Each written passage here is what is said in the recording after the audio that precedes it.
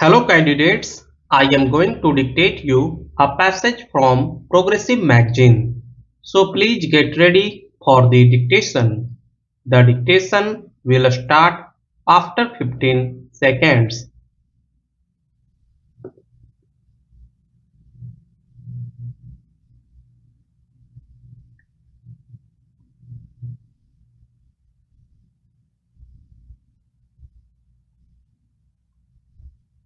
Let us be frank enough to recognize that this increase in the intensity and duration of stoppages of work has prevented our economy from realizing its full potential.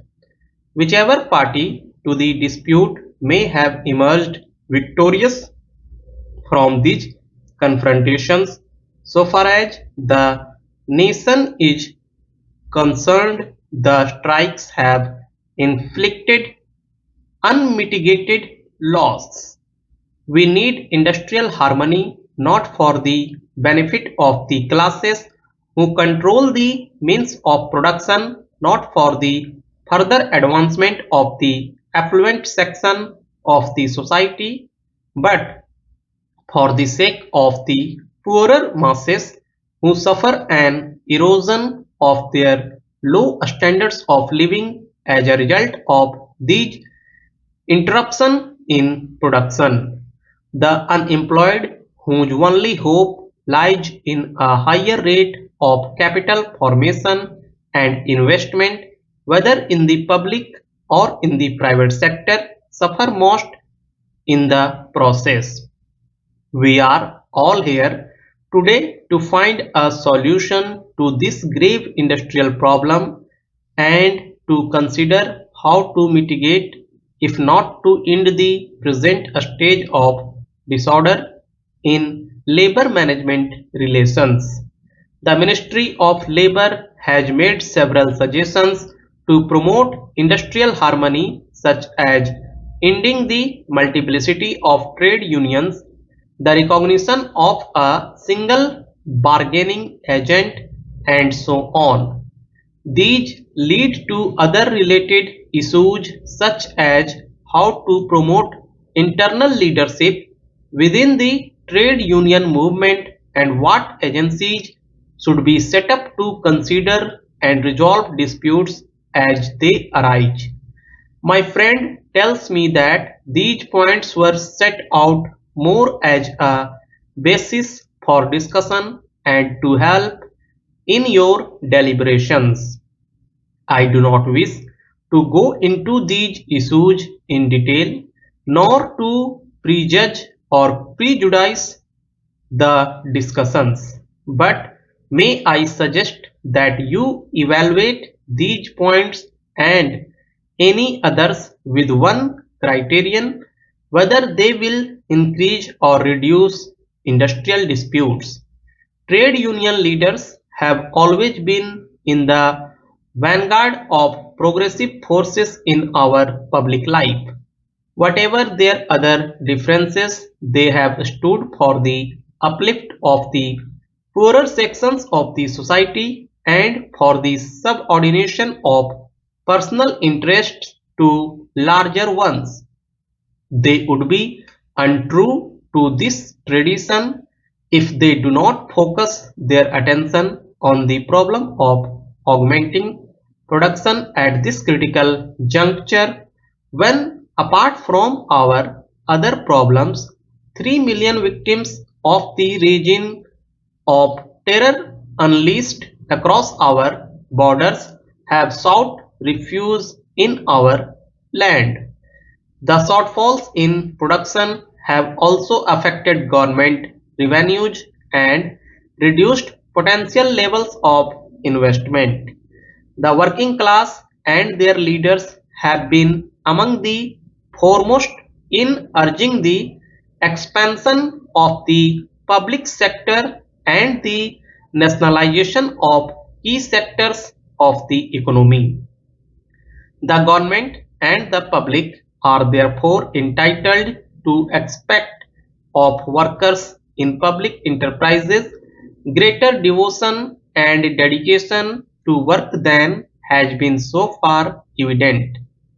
I must admit that there is a scope for the improvement of communication between management and workers in public enterprises. I do not think that it is enough to give workers representation merely on the boards of management. We need to involve them more intimately in the problems of the enterprises at various levels. We constantly hear of the need to check the concentration of economic power in the hands of a few in the private sector. I believe that by far the most effective means of checking these trends is to enlarge the role of the public sector and to upgrade its efficiency.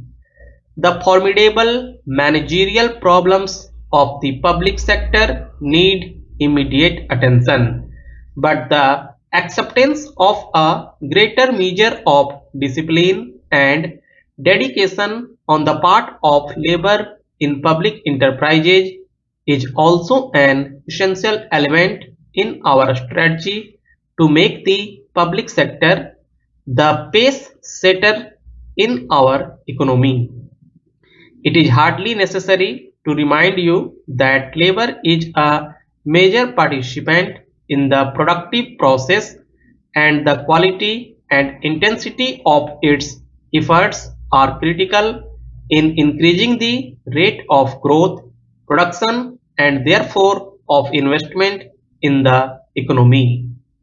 The demands for higher wages and other benefits by organized labor are understandable, but these have to be pursued within a policy framework which pays due regard to the general state of the economy and the interests of the unemployed. In a country like ours, where there are millions of unemployed and underemployed, what is needed is a fair distribution of opportunities for gainful employment. In this sense, the employed, particularly in the organized sector, who enjoy a measure of a special security, should recognize that in our country to be employed in is in itself a privilege.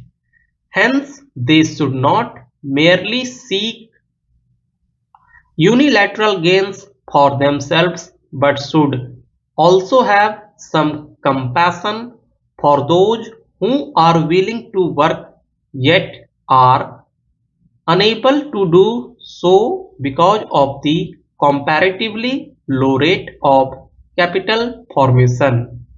I am sure that trade unions will interpret their responsibilities in this wider sense and work to secure for the employed as well as the prospective labor an increasing equitable share of progressively rising national product.